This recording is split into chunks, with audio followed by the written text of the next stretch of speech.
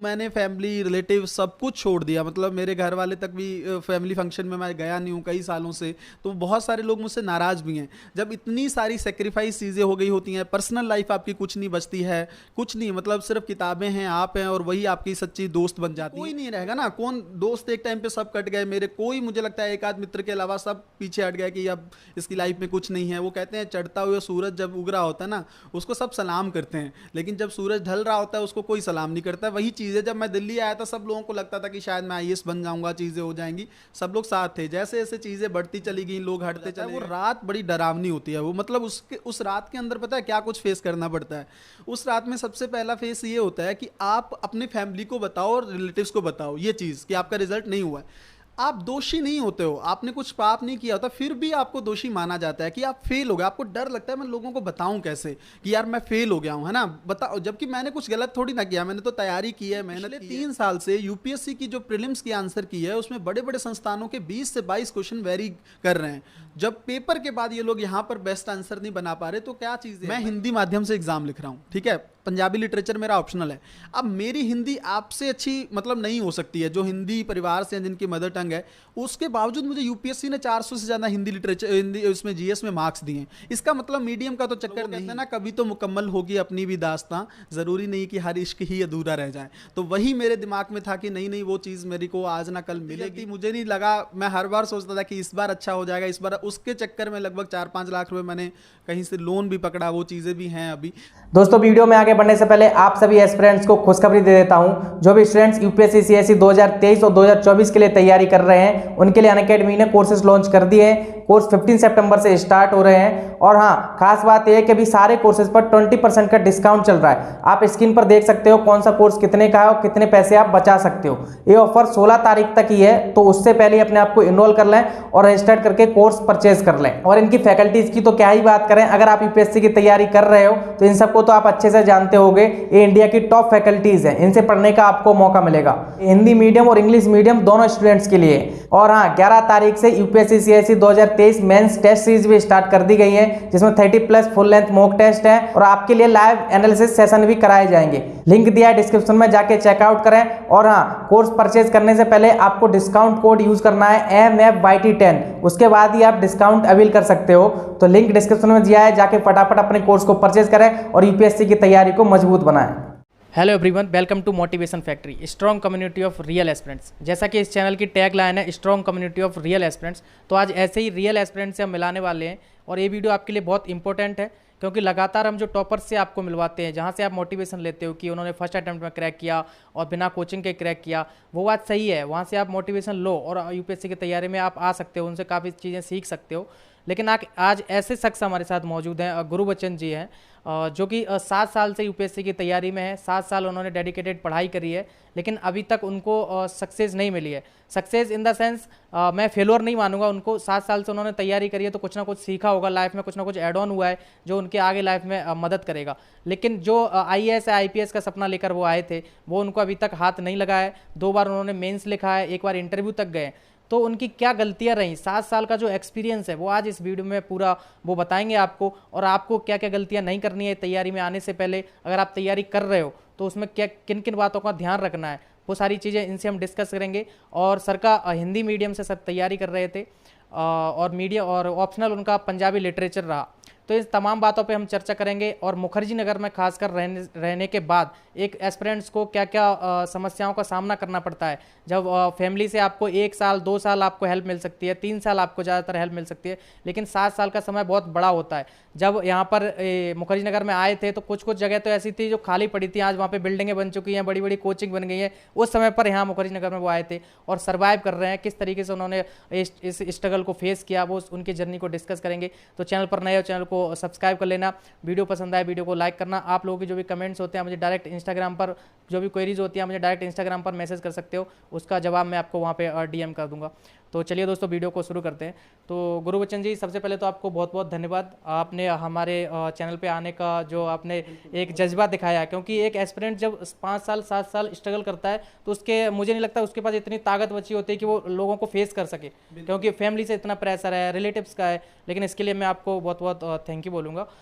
तो पहले आप अपने बारे में थोड़ा ऑडियंस को बता दीजिए। सबसे पहले मैं भी आपका थैंक यू बोलूँगा कि आप इस मेरे स्ट्रगल को आप लोगों तक पहुँचा रहे हैं। सबसे पहले मैं मतलब मेरा नाम गुरबचन सिंह है और मैं राजस्थान से बिलोंग करता हूँ। मैंने 2015 में यहाँ पर आके मतलब एक सपना लेके आया था आईएएस का, कि मुझे आईएएस बनना है, और उसके पीछे भी कई कारण थे, क्योंकि मैं किसी एक ऑफिसर से बहुत ज़्यादा प्रेरित था। मुझे लगा कि हाँ, क्योंकि आईएएस ऑफिसर जो होता है उसके पास करने के लिए बहुत कुछ होता है। वो समाज में व्यापक पैमाने पर चेंज भी ला सकता है अगर वो चाहे तो, और कहीं ना कहीं पर बहुत सारे लोगों के लिए मोटिवेशन का फैक्टर भी बन सकता है। तो यही सब चीज़ें सोच के मैं आया था। मेरी फैमिली बैकग्राउंड कोई बहुत अच्छा नहीं है, मैं अलाउ भी नहीं करता था मुझे ऐसी चीज़ें कि हाँ भाई किसान फैमिली से मैं हूँ, बहुत बड़ी चीज़ें सोच पाऊँ। लेकिन मुझे ये था कि नहीं, अगर जैसे मैंने सुना था कि जैसे कोई रिक्शे वाले का बेटा है या कोई ऐसा है वो आईएएस बन गया, बहुत लोअर जो ग्राउंड पे रहने वाले लोग भी हैं वो भी सेलेक्ट हुए आईएएस में। तो मुझे लगा कि अगर हर कोई बन सकता है, इसका मतलब बिल्कुल रियल टैलेंट जो है वहाँ पर सेलेक्ट हो सकता है। वही चीज़ सोच के मैं यहाँ आया और मैंने तैयारी की लगातार मुझे लगता है 5 से 6 साल मैंने 15 से 16 घंटे हर दिन मैंने दिया है बिना रुके। और एएलएस का जो संस्थान है उसमें मैंने कोचिंग भी की थी। तो उस टाइम पे मेरा ये रहता था कि मैं 7 से 8 घंटे हमारी क्लास रहती थी, 2 क्लासेस चलती थी। फिर मेरा ऑप्शनल था पंजाबी लिटरेचर, तो ऑप्शनल के लिए मुझे पंजाब जाना होता था सैटरडे पे। यहाँ से निकलता था मैं रात को ट्रेन से, फिर वहाँ अगले दिन 7 से 8 घंटे क्लास करता था, फिर वहाँ से चलता था 3-4 बजे, फिर रात को यहाँ पहुँचता था, अगले दिन फिर एएलएस में क्लास। तो मुझे लगता है कि बहुत सारी चीज़ें होती हैं ज़िंदगी में जो आपको करनी होती हैं, और वही मुझे ये था। मेरे पिताजी ने मुझे एक बात बोली थी कि बेटा 2 तरह से लोग ज़िंदगी को जीते हैं। एक होता है कि आप जैसे 18 से 25 की जो एज होती है उसमें 2 तरह से लाइफ को जिया जा सकता है। एक तो वो तरीका है कि आप थोड़ा सा इन्जॉयमेंट की तरफ जाएं, थोड़ा इन्जॉय करें युवा ज़िंदगी को अपनी को। लेकिन दूसरा ये है कि अगर इस दूसरा जो फील्ड है वो ये है कि अगर आप इसको यूटिलाइज़ कर लें, अगर आप इसमें पूरी मेहनत कर लेना, तो आने वाले 30 से 35 साल आप बहुत सारे लोगों के लिए एक मोटिवेशन का फैक्टर बन सकते हैं, बहुत कुछ चेंज कर सकते हैं, या ये कह दें कि आने वाली ज़िंदगी आपकी थोड़ी सी आसान हो जाएगी। तो वो वही चीज़ें सोचकर मैं यहाँ पर आया था और मैंने उसी में दिशा में प्रयास करने की कोशिश की है। चलिए, जब आपका फर्स्ट अटैम्प्ट आपने कब दिया था? 2016 में। 2016 में फर्स्ट अटैम्प्ट हुआ, सेकंड हुआ, आपने आई थिंक 5 अटैम्प्ट आप दे चुके हो। चलिए ठीक है, आपने 3 अटैम्प्ट दे लिए, 4 दे लिए, लेकिन फिर भी सिलेक्शन नहीं हो रहा। तो आपको एक किस चीज़ का मतलब एक भूत सवार है कि मुझे आईएएस ही बनना है? 2 साल हो गए, 3 साल हो गए, तो आपने ये जज्बा कहाँ से आ रहा है कि नहीं मुझे अब आईएएस ही बनना है? 4 साल 5 साल लगातार 7 साल हो गए, कोई दूसरे फील्ड में ट्राई किया, या फिर क्या चीज़ें, वो क्या परिस्थिति रही कि नहीं मुझे आईएएस ही बनना है? देखिए, यूपीएससी के साथ वाले मैंने कुछ एग्ज़ाम ट्राई किए हैं। जैसे असिस्टेंट कमांडेंट मैंने इंटरव्यू दिया है 3 मार्क्स से, मैं उसमें भी रुका हूँ। यूजीसी नेट का मैंने क्वालिफाइड ही कर लिया है। तो वो तो चीज़ें हैं ही, लेकिन आज भी मेरे मन के अंदर वही चीज़ है कि मुझे आईएएस ऑफिसर बनना है। क्योंकि मैं बताऊँ ना, जैसे जब कोई दिल्ली आता है ना, तो बहुत बड़ा सपना यही लेके आता है कि मुझे, देखो इंडिया में सबसे बड़ी पोजीशन आप उसको मान सकते हो, क्योंकि इससे बड़े स्तर पर सरकार नियुक्ति नहीं करती है। फिर उसके बाद में प्रमोशन लेवल होता है, जो भी होता है, सीधी भर्ती जो है वो आईएएस के लेवल पर होती है। तो मुझे ये लगता है कि क्योंकि गवर्नमेंट की नीतियों का क्रियान्वयन करते हैं ये लोग, इनके पास बहुत कुछ होता है करने के लिए, तो आप फील्ड में जा सकते हो। मैं ऐसा नहीं कह रहा हूं कि बाकी तरीकों से आप सेवा नहीं कर सकते हो समाज की, वो भी कर सकते हो। लेकिन जब आपने इतनी मेहनत कर ली हो ना लगातार कई दिन, और मतलब मैंने फैमिली रिलेटिव सब कुछ छोड़ दिया, मतलब मेरे घर वाले तक भी फैमिली फंक्शन में मैं गया नहीं हूँ कई सालों से, तो बहुत सारे लोग मुझसे नाराज़ भी हैं। जब इतनी सारी सेक्रीफाइस चीज़ें हो गई होती हैं, पर्सनल लाइफ आपकी कुछ नहीं बचती है, कुछ नहीं, मतलब सिर्फ किताबें हैं, आप हैं, और वही आपकी सच्ची दोस्त बन जाती हैं। तो ऐसी स्थिति में फिर आप कैसे छोड़ के जाओगे? आपको लगता है इंटरव्यू तक आप पहुंचे हो, फिर आपको लगता है नहीं यार, इतना पास जाके मैं वापस लौट के आया हूं, तो अब फिर मन नहीं मानता है उस चीज़ के लिए। मुश्किल ये होता है कि जब फेल हो जाते हैं ना, वो जो रात होती है जिस दिन रिजल्ट आता है और आपको लगता है कि आप बिल्कुल हाथ लगा के वापस बिल्कुल छूट गया, आपके हाथ में देती देती चीज़ निकल गई है, वो सिचुएशन को भूलना बहुत मुश्किल हो जाता है। वो रात बड़ी डरावनी होती है। वो मतलब उस रात के अंदर पता है क्या कुछ फेस करना पड़ता है? उस रात में सबसे पहला फेस ये होता है कि आप अपने फैमिली को बताओ और रिलेटिव्स को बताओ ये चीज़ कि आपका रिजल्ट नहीं हुआ है। आप दोषी नहीं होते हो, आपने कुछ पाप नहीं किया होता, फिर भी आपको दोषी माना जाता है कि आप फेल हो गए। आपको डर लगता है मैं लोगों को बताऊं कैसे कि यार मैं फेल हो गया हूं, है ना, बताओ, जबकि मैंने कुछ गलत थोड़ी ना किया, मैंने तो तैयारी की है, मेहनत की है, एक बहुत हार्ड लेवल का टफ कंपटीशन एग्जाम है। ऐसी सिचुएशन में अगर मान लीजिए हम भूल जाते हैं, रह भी जाते हैं आसपास जाके, क्योंकि बहुत लिमिटेड वैकेंसीज होती हैं, सब चीज़ें हैं उसमें, अलग वो भी रिक्वायरमेंट्स हैं। ऐसी स्थिति में फिर फैमिली के सामने अपने आप को प्रूव करना कि नहीं मैंने ईमानदारी से पढ़ाई की है, फिर रिलेटिव्स को बताना। उसके बाद तीसरा फेस जो रात में लगभग 11-12 बजे शुरू होता है, खुद को समझाना कि अब आपको क्या करना है, खुद को सेल्फ मोटिवेशन बहुत इंपॉर्टेंट है यूपीएससी में, क्योंकि कोई नहीं रहेगा ना, कौन दोस्त एक टाइम पे सब कट गए मेरे, कोई मुझे लगता है एक आध मित्र के अलावा सब पीछे हट गए कि अब इसकी लाइफ में कुछ नहीं है। वो कहते हैं चढ़ता हुआ सूरज जब उग रहा होता है ना, उसको सब सलाम करते हैं, लेकिन जब सूरज ढल रहा होता है उसको कोई सलाम नहीं करता। वही चीज़ है, जब मैं दिल्ली आया था सब लोगों को लगता था कि शायद मैं आईएएस बन जाऊंगा, चीज़ें हो जाएंगी, सब लोग साथ थे। जैसे जैसे चीज़ें बढ़ती चली गई, लोग हटते चले गए, फिर मुझे लगा कि एक जो पूरा जिस रास्ते पे मैं चल रहा हूँ उस पर मैं हूँ या कोई एक का दुका मेरे लोग साथ हैं, पेरेंट्स हैं, बाकी सब कोई नहीं है। तो ऐसी सिचुएशन को फेस करना, फिर अपने आप को उस ऐसी स्थिति में ना सेल्फ मोटिवेशन बहुत इंपॉर्टेंट हो जाता है। खुद को फिर बताना होता है कि नहीं आप कर सकते हो, और जिस दिन चीज़ें बदलेंगी, ये जो भीड़ कहते हैं ना, जब लोग आपके साथ नहीं रहते, लोग तब आते हैं जब आप जीतने लगते हैं, ठीक है ना। तो मैं वही सोच रख के आगे बढ़ रहा हूँ, आगे देखते हैं चीज़ें किस तरफ जाती हैं। गुरुबचन जी, आप अपने एग्जाम के बारे में थोड़ा बताइए, आपने कौन सा अटेम्प्ट कब दिया और उस अटेम्प्ट का क्या रिजल्ट रहा, फिर आप मेंस आपने 2 बार लिखे, वो कौन सी ईयर में लिखे थे, और कौन से ईयर में आपने इंटरव्यू दिया, तो ये जर्नी, एग्जाम की जर्नी को थोड़ा बताइए आप। हाँ बिल्कुल, 2016 से चीज़ें शुरू हो गई थी। जैसे मैंने आपको बताया लगभग मेरे 5 अटेम्प्ट हो चुके हैं। 1-2 साल कोविड में मैं थोड़ा डिस्टर्ब हो गया, चीज़ें आप लोगों को भी पता है, यूपीएससी का साइकिल ही पूरा डिस्टर्ब हो गया था। तो वहाँ से लगातार मैंने अटेम्प्ट देता रहा हूँ। 1-2 साल का ब्रेक लिया है बीच में, क्योंकि उस साल मुझे लग रहा था क्योंकि अटेम्प्ट लिमिटेड है तो फिर उस चीज़ को उस तरह से यूटिलाइज़ करना है। तो फिर मेंस दिया, सबसे पहली बार मेरा प्रीलिम्स नहीं हुआ था, फिर उसके दूसरी बार फिर मैंने मेंस दिया, तीसरी बार फिर मैंने इंटरव्यू दिया। तो ये सब चीज़ें उसमें चलती रही। 2018 के समय पे ही, मतलब मेरा जो 2018 का असिस्टेंट कमांडेंट था वो मैंने उसमें रिटर्न दिया, वो क्वालिफाई किया। फिर 2018 में ही मेरा यूजीसी नेट क्वालिफाइड हुआ। फिर 2018 का 17 का मैंने आरपीएससी का मेंस भी लिखा उस टाइम पे, तो वो मेंस में भी दिक्कत हो गई वहाँ पर। तो ये सब चीज़ें उस तरह से चलती रहीं। अब बात करते हैं फाइनेंसेस की, क्योंकि जब कोई एस्पिरेंट तैयारी की सोचता है, जैसे आप एक नॉर्मल फैमिली से थे, आप तब भी मुखर्जी नगर में आए, तो वो घर वालों ने वो भी कैसे न कैसे व्यवस्था करी होगी आपने की।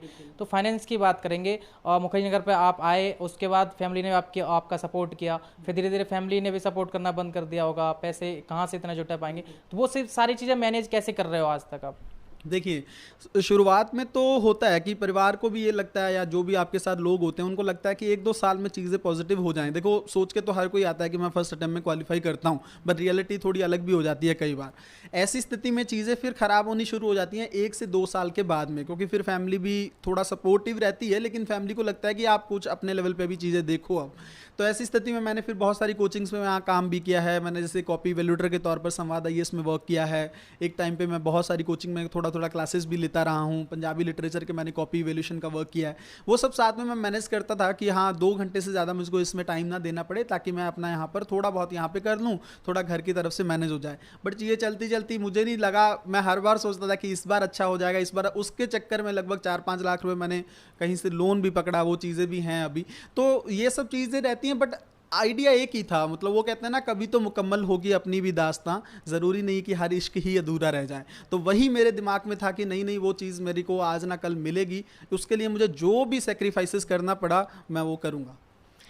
आपने कितना खर्चा कर दिया होगा लगभग जब से आप यहाँ मुखर्जी नगर में आए हो आज तक? लगभग 20 से 22 लाख का मतलब है, इतना हो गया है, जिसमें अभी 5-6 लाख रुपए का मुझे लोन भी है थोड़ा सा। अगर आप अपनी जर्नी को पीछे मुड़ के देखते हो, आज अगर बैठे हो तो पीछे की सारी बातें आप देखते हो कि मैंने 7 साल पहले तैयारी शुरू करी, तो वहाँ से लेकर अब तक आप अपनी क्या क्या गलतियाँ आप मानते हो कि अगर मैं शायद वो गलती उस टाइम पे नहीं करता, या फिर आप ये बताइए, आपको कभी कभी ऐसा लगता है कि यूपीएससी में आना ही एक बड़ी गलती कर दी आपने यूपीएससी जर्नी में, या फिर क्या क्या गलतियाँ आपकी रही? नहीं, देखिए, सबसे पहली चीज़, जो आपका सेकंड वाला क्वेश्चन है उसका जवाब मैं पहले दूंगा। यूपीएससी गलती कभी भी नहीं हो सकता है। उसका रीज़न है क्योंकि यूपीएससी में ना आप बहुत कुछ सीखते हैं। जैसे मैं आपको बताता हूँ, सबसे पहला तो ये है कि आप सेलेक्ट हो जाएं, मान लो, फिर तो देखो सब कुछ ही चेंज हो गया। दूसरा, अगर मान लीजिए इनकेस आप फेल होते हैं, जैसे असफलता, बहुत सारे लोग ऐसे ही हैं जो फेल होते हैं, सेलेक्ट तो कितने ही होते हैं आपको भी पता है, सेलेक्ट गिने चुने लोग। तो असफल जो होने वाले लोग हैं ना, वो जिस भी फील्ड में जा रहे हैं बहुत अच्छा कर रहे हैं, क्योंकि देखिए कोई सब्जेक्ट छोड़ा ही नहीं ना यूपीएससी ने। पूरा वाइड लेवल का आपका नॉलेज का दायरा आपका इतना बढ़ जाता है, आपका अनुभव इतना ज़्यादा हो जाता है। फिर जब 10 लोगों में आप बात कर रहे होते हैं ना, तो आपकी बात को ज़्यादा इंपॉर्टेंस दी जाती है, क्योंकि आपका जो बात होती है वो आर्गुमेंट पे बेस्ड होती है, तथ्यों पर आधारित होती है, आप हवा में बात नहीं करते हैं।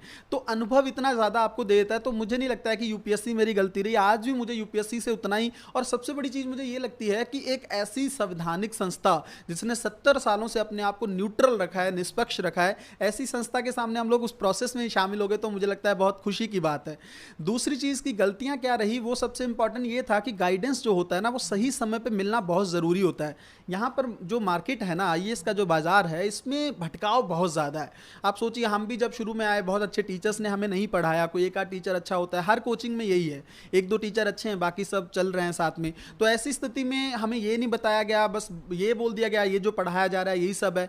जब खुद बैठते हैं ना, 1-2 साल जब कोचिंग करने के बाद जब आप खुद बैठते हो 16 घंटे, जैसे को बोलते हैं कि साधना तपस्या करते हो आप, तब आपको दिखता है कि जो पढ़ाया गया और जो हमें करना है, इसमें बहुत दिन रात का अंतर है। आपको खुद फिर चीज़ें देखते हो, आप करंट अफेयर खुद 4-5 सोर्सेज से करते हो, वरना किसी एक संस्था का करंट अफेयर मैटर नहीं कर रहा। आप प्रैक्टिकली सोच के देखिए इस चीज़ को कि पिछले 3 साल से यूपीएससी की जो प्रीलिम्स की आंसर की है, उसमें बड़े बड़े संस्थानों के 20 से 22 क्वेश्चन वेरी कर रहे हैं। जब पेपर के बाद ये लोग यहाँ पर बेस्ट आंसर नहीं बना पा रहे, तो क्या चीज़ें हैं। मैं ये नहीं कह रहा हूँ कि कोचिंग गलत है या कुछ, मेरे आलोचना करना मेरा उद्देश्य नहीं है, पर जनरली मैं कह रहा हूँ कि सबसे बड़ा जो गाइडेंस है ना, यहाँ से गड़बड़ हो जाता है। उस वजह से फिर अब भटकाव बहुत आ जाता है, अब चीज़ें कहीं ना कहीं पर गलत डायरेक्शन में चलने लगती हैं। अगर किसी व्यक्ति को सही समय पर सही गाइडेंस मिले, और सबसे बड़ी चीज़ जो है यूपीएससी में, एक प्रॉपर स्ट्रेटेजी, एक महत्वपूर्ण और एक बिल्कुल कहते हैं ना कि डिसाइडिंग रणनीति के माध्यम से अगर कोई काम करे, तो फिर मुझे लगता है कि ये बहुत इंपॉर्टेंट, मतलब दूर नहीं है, आप अच्छे से कर ले जाते हो चीज़ों को, फिर दिक्कत नहीं रहती है।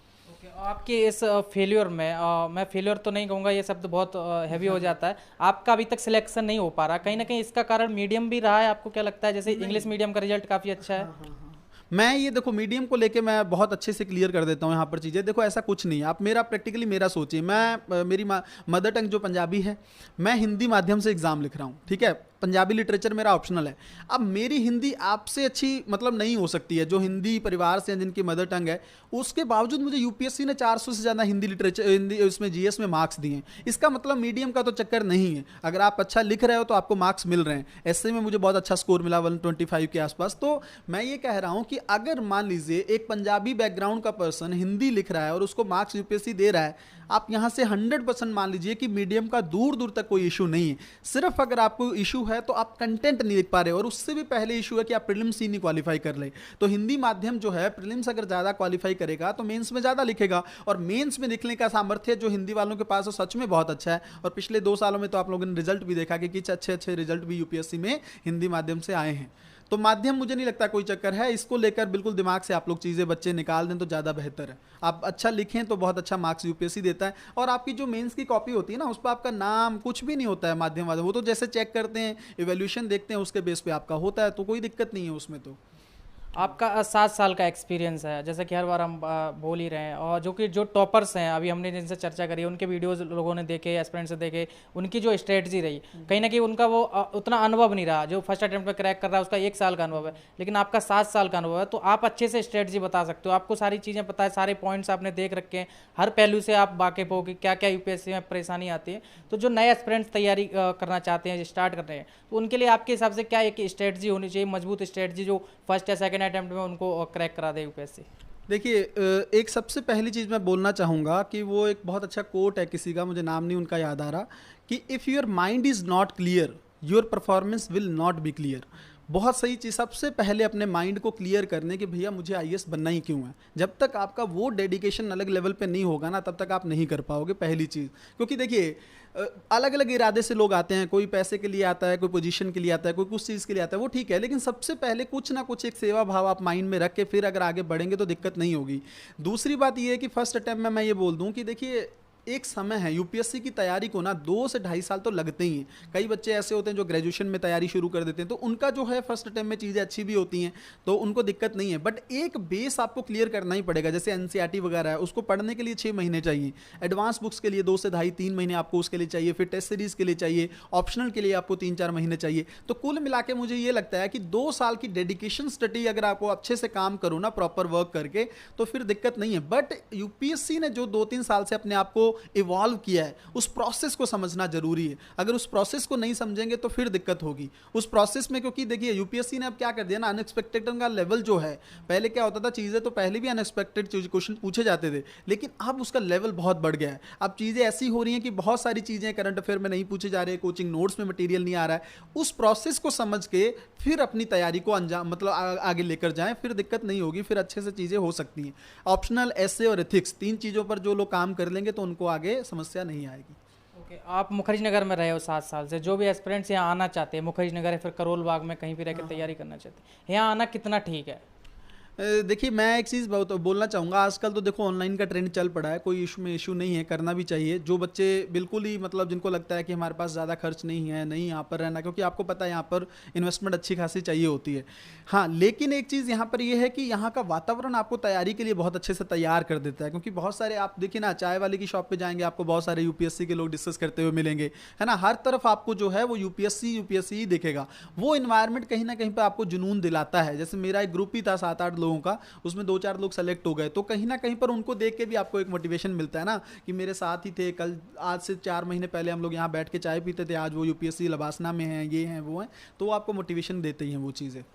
आपको देख के मैं काफ़ी ज़्यादा इंस्पायर हो रहा हूँ, और आपकी जो एनर्जी लेवल है उसको देखकर जो एस्पिरेंट्स 1 साल या 2 साल में घबरा जाते हैं, डिप्रेशन का शिकार हो जाते हैं, उनकी लाइफ में कुछ अच्छा नहीं हो रहा तो डिप्रेशन की ओर चले जाते हैं। अब कुछ लोग अपने आप को हार्म करने लगते हैं, सुसाइड थॉट आते हैं। तो आपने ये सारा कुछ झेला है, 7 साल एक बहुत बड़ा टाइम होता है, तो ये सारी चीज़ कैसे मैनेज करी आपने? स्ट्रेस मैनेजमेंट हो गया, और डिप्रेशन से बचना, अपने आप को मोटिवेटेड रखना, क्योंकि अगर तैयारी कर रहे हो तो बिना मोटिवेशन के कुछ होगा नहीं।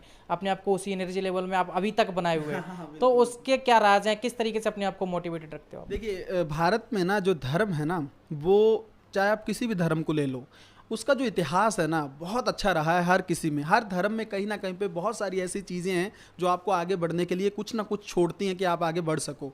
उसी तरह से सिखिज़्म में कुछ चीज़ें ऐसी रही हैं, जैसे गुरु गोविंद सिंह जी हुए, उन्होंने अपना पूरा जीवन त्याग कर दिया, बच्चों तक की कुर्बानी दे दी, सब कुछ हो गया, तब भी वो हिम्मत नहीं हारे थे। मुझे सबसे बड़ा फैक्टर तो उन्हीं का लगता है। आप क्रांतिकारी ले लो, जो भारतीय स्वतंत्रता संग्राम में कितने बड़े बड़े, मतलब 21 साल के थे भगत सिंह, उनको ये लगा कि नहीं यार, वो भी तो अपना जीवन सोच सकते थे ना, लेकिन उन्होंने नहीं सोचा कि नहीं, आज़ादी लॉन्ग टर्म में मिल जाएगी। उनको तो ये भी नहीं पता था कि कल आज़ादी मिल जाएगी मेरी फांसी से, बस उनको ये था कि चलो मेरी जो ये फांसी है, हो सकता कई लोगों को जगा दे और आने वाले टाइम पे आज़ादी मिल जाए लॉन्ग टर्म में। फिर भी उन्होंने किया। हम लोग तो कुछ नहीं कर रहे, फिर हमारे अंदर डिमोटिवेशन कैसे आ सकता है? हमारे अंदर स्ट्रेस का इशू क्यों? स्ट्रेस तब है जब आप किसी चीज़ को, बर्डन को सर पे लेने लगो। साथ के लोग सेलेक्ट हो रहे हैं, इससे आप नेगेटिव होने लगो, इसका मतलब आप अपने आप को ही दोष दे रहे हो ना। अपने आप को क्यों? आपने पढ़ाई की है, आप आगे बढ़ रहे हो, चीज़ें सोचो। नेगेटिव सोचोगे ना तो नेगेटिव ही दिखेगा। आप सोचिए, नकारात्मकता आपको हमेशा नकारात्मक अंधेरे की तरफ ही लेके जाती है। उजाले के बारे में सोचो ना, कि मैंने यहाँ पर क्या खोया क्या पाया। आप देखेंगे यूपीएससी की जर्नी में आपको खोया कुछ नहीं मिलेगा, पाया पाया ही मिलता है। अब वो सोचने का नजरिया है अपना अपना, कि कोई तो बिल्कुल ही नेगेटिव है कि मेरी जिंदगी में आ गया, गलती कर दी। आप जैसे बोल रहे हैं ना कि कई बार लोगों को भी ये लगने लगता है कि यार यूपीएससी बहुत बड़ी गलती कर दी, बट मुझे लगता है कि ये सोचने का नजरिया है। अगर आप पॉजिटिव सोचोगे ना तो आपको लगेगा। आप सोचिए, आज से कुछ समय पहले एक यूपीएससी के एक एस्पिरेंट थे और शायद उनके 6th अटेम्प्ट कंप्लीट हो गए थे, तो प्रधानमंत्री नरेंद्र मोदी तक ने उनको अप्रिशिएट किया था। फेल हो गए थे वो 6 के 6 अटेम्प्ट में। तब पीएम सर ने भी ये बात बोली थी कि देखिए, मुझे लगता है कि यूपीएससी एस्पिरेंट सच में उनसे सीखने के लिए बहुत कुछ होता है। तो जब इतने बड़े बड़े लोग भी हमारे उसको एप्रिशिएशन को वो प्रमोट कर रहे हैं, तो फिर मुझे लगता है नकारात्मकता है नहीं। रही बात कुछ ऐसा कि आप थोड़ा हेल्थ पे ध्यान दे सकते हैं, जैसे योग वगैरह, मेडिटेशन मैं रेगुलर करता हूं, वो थोड़ा करना चाहिए। और जो सबसे बड़ी चीज़ मैं कह रहा हूं, जो जिस भी धर्म से बिलोंग करता है, मैं ये नहीं कह रहा हूं सिखिज्म में, हिस्ट्री में, हर धर्म में मुझे पता है बहुत कुछ हुआ है। और नहीं धर्म से आपको लेना है ना, तो आप अपने फ्रीडम स्ट्रगल से ले लीजिए, आप अपने घर के किसी व्यक्ति से ले लीजिए। आपके पिताजी ऐसे होंगे जो सुबह से शाम तक, आज भी 60 साल की एज में, मैं अपने पिताजी को देखता हूँ, 60 साल की एज में भी वो उनके अंदर वही जज्बा है। उनको लगता है कि नहीं, मैं सुबह से शाम तक काम कर सकता हूँ। तो हम तो अभी कुछ नहीं है, हम तो आधी जिंदगी भी हम ही नहीं जिए। तो फिर मन है, मन अगर बिल्कुल, वो कहते हैं ना पंजाबी में एक बोला जाता है, गुरु ग्रंथ साहब में एक लाइन आती है, मन जीते जग जीत। अगर आपने अपना मन जीत लिया ना, तो इसका मतलब आपने अपना जग, सारा जग को जीत लिया। आपका मैंने चैनल देखा था यूट्यूब पर, जहाँ पे आप पढ़ा रहे हो, डिलाइट IAS करके चैनल है, काफ़ी अच्छा कंटेंट है, मैंने आपको देखा था उसको। तो उसके बारे में थोड़ा बताइए, वहाँ पे आप किस तरीके से स्टूडेंट्स की हेल्प कर रहे हो? देखिए, मैंने आपको बताया ना कि हिंदी माध्यम जो है ना, सबसे बड़ा मैं उस पर थोड़ा एक दो लाने बोलना चाहूँगा। इस पे सामग्री तो बहुत है, जब से ऑनलाइन चीज़ें हुई हैं, कंटेंट की कमी नहीं है। कमी है ना तो क्वालिटेटिव कंटेंट की, गुणवत्ता युक्त सामग्री नहीं है। मैंने ये चीज़ लगातार 7 साल फेस किया है। देखो, मैं इस प्रेजेंट की लाइफ को जिया हूँ, जिसमें यूपीएससी का भी इवॉल्वेशन सब मैंने देखा है। लगातार मैंने उस चीज़ पे काम भी किया हूँ। इस बार के प्रीलिम्स भी मैंने जो दिया है, सीसेट की वजह से मेरी चीज़ें खराब हो गई, उसमें मैंने 135 प्लस स्कोर किया है जीएस में। तो ऐसी जब 87 लगभग टॉपर के आसपास लोग कट ऑफ कर रहे हैं, मैंने उसमें 135 लिया, तो कहीं ना कहीं पर मैंने चीज़ों पे वर्क तो किया है बहुत ज़्यादा। अब मैं ये बताना चाह रहा हूँ कि अगर हिंदी माध्यम के बच्चों को गुणवत्ता युक्त सामग्री देनी है, तो मुझे लगा था ठीक है, अगर तो सेलेक्ट हो जाता हूँ तब भी मैं शुरुआत करता इस चीज़ की। जैसे मेरा भी अंतिम प्रयास यूपीएससी में बाकी है, तो अगर मैं उसमें सेलेक्ट हो जाता हूँ तो मैं आईएएस या जो भी पोजीशन मुझे मिलती है सर्विस के साथ साथ मैं अपना बच्चों को बताऊंगा कि कैसे आपको पढ़ना है, क्या चीज़ें करनी है। लेकिन अगर नहीं, जैसे अभी तक चीज़ें नहीं मेरे फेवर में रही हैं, तो मैंने सोचा है कि मैं डिलाइट आईएएस को शुरू करूं। अब डिलाइट आईएएस के माध्यम से मैं इसी कमी को पूरा करने जा रहा हूं। मेरे साथ एक टीम है, प्रॉपर 7-8 लोग हैं जो 2-3 बार इंटरव्यू दे चुके हैं, यूपीएससी का, यूपी पीसीएस का। बहुत सारे लोग ऐसे हैं जिनका अनुभव बहुत अच्छा खासा है। वो टीम आप लोगों को पढ़ा रही है। इसके अंदर हम लोगों ने अभी शुरुआत में क्या किया है कि बेसिक एनसीईआरटी से शुरू कर रहे हैं। बहुत सारे चैनल पे क्या है ना, जैसे बड़े बड़े चैनल, मैं किसी का नाम नहीं लेना चाहूंगा, किसी पर हिस्ट्री की एनसीईआरटी है, किसी पर ज्योग्राफी की एनसीईआरटी है, बट सब कुछ होलिस्टिक वे में किसी चैनल पर नहीं है। तो मेरी कोशिश ये है कि एक चैनल पे सब कुछ अवेलेबल हो। करंट अफेयर, इकोनॉमिक्स और आईआर का मैं खुद करवा रहा हूँ। एथिक्स में आगे क्लास शुरू करने वाला हूँ। तो बहुत सारी चीज़ें ऐसी हैं जो फ्री ऑफ कॉस्ट चल रही हैं, और आने वाले टाइम में हिंदी माध्यम में मुझे इतना नहीं पता है कि मैं बहुत कुछ, देखो बहुत बड़ी बड़ी कोचिंग्स है, बहुत अच्छा काम कर भी रहे हैं वो लोग। मेरा बस उस डायरेक्शन में जो वो लोग प्रयास कर रहे हैं ना, उसको थोड़ा सा मजबूत बनाने की मेरी कोशिश है। थोड़ा सा भी मजबूत मैं अपना कर जाऊं तो मुझे लगता है कि बहुत बेहतर होगा। इसीलिए मैंने डिलाइट आईएएस को शुरू किया। और मैं सब बच्चों से कहना भी चाहूंगा कि जो अगर मान लो वहाँ पर गाइडेंस चाहते हो, चीज़ें हो, आप एक बार जाके वो चैनल देखें, वीडियोस देखें, तो आपको खुद ब खुद पता चल जाएगा चीज़ें किस लेवल पे हैं। और फाइनल वीडियो के लास्ट में जो नए एस्पिरेंट्स IAS IPS बनने का सपना पालते हैं या फिर सपना देखते हैं, तो उनके लिए आपके क्या संदेश, क्या मैसेज होंगे? मैं बस यही कहना चाहूँगा, देखिए सपना वही, वो कहते हैं ना, डॉक्टर एपीजे अब्दुल कलाम का एक मैसेज था कि सपने वो नहीं जो आपको नींद में आए, सपने वो हैं जो आपको सोने ना दे। मतलब आप ना 24 घंटे आपके दिमाग में एक चीज़ चलनी चाहिए कि मुझे बनना कैसे है। देखिए सबसे पहले जैसे मैंने बोला ना, माइंड को क्लियर कर लें कि आपको आईएएस क्यों बनना है। ये बहुत ज़रूरी है। इंटरव्यू में भी आपको दिक्कत होगी अगर आप क्लियर नहीं है इस पॉइंट पर। दूसरा ये है कि जैसे क्लियर हो जाए ना, उसके लिए फिर अपना सब कुछ झोंक देना है, सब कुछ झोंक देना है। आपका दिन रात जितना भी आप जितना जला लेंगे ना अपने आप को, वो कहते हैं जितना जलता है ना सोना, जितना दबाव उस पर प्रेशर क्रिएट होता है कोयले पे, वो हीरे में तब्दील हो जाता है। उसी तरह से जितना प्रेशर अभी झेल सकते हैं, जितना अपने आप को तपा सकते हैं, दिन रात एक कर सकते हैं, उतना कर लीजिए। क्योंकि देखिए, आप एक बात मैं बोलना चाहूँगा, मैं अपने आप को कैसे मोटिवेट करता था। जैसे मैं पढ़ रहा होता, मान लीजिए कई बार मेरा मन हो गया कि चलो यार आज मन नहीं है, बिल्कुल नहीं है मन, मैं कहीं चला जाता हूँ या कहीं घूम आता हूँ या किसी दोस्तों से बात कर लेता हूँ, ये कर लेता हूँ। तो मेरे मन में एक चीज़ आती थी कि यार जो ये 2 घंटे 3 घंटे मैं देने डाला हूँ, हो सकता है इससे मेरे मेंस में 10 नंबर इंक्रीज हो जाएं, या हो सकता है प्रीलिम्स में मेरे इससे 4 नंबर इंक्रीज हो जाएं। तो क्या मैं जाना चाहूँगा? मैं अपने आप को क्वेश्चन क्रिएट कर देता था, क्या मैं ये 2 घंटे छोड़ के जाना मेरे लिए सही होगा? हो सकता है यही 10 नंबर मुझे मेंस में सिलेक्शन दिला दें। तुरंत मैं अपने आप में, मन मेरा नहीं है, मैं डर जाता था कि नहीं नहीं नहीं, ये 10 नंबर मुझे खोने नहीं है, मुझे दोबारा से बैठना है। कभी भी मन भटके तो बस इस चीज़ को जरूर मन में रखना है, चीज़ें पॉजिटिव ही होंगी।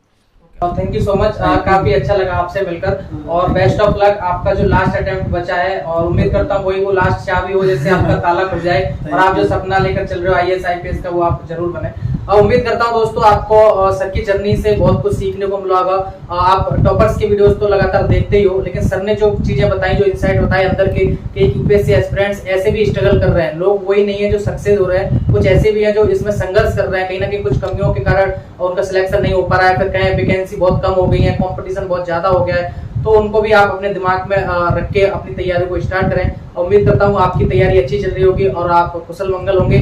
और ऐसे वीडियोस देखने के लिए आप चैनल को सब्सक्राइब कर लेना, और सर के चैनल को जो डिलाइट IAS करके, उसका लिंक भी मैं डाल दूंगा डिस्क्रिप्शन में, उसको भी आप जरूर सब्सक्राइब करें। वहां से आप बहुत कुछ सीख सकते हो, बहुत कुछ यूपीएससी के बारे में जान सकते हो। चलिए दोस्तों, यहाँ तक वीडियो देखने के लिए thank you so much, bye bye and take care.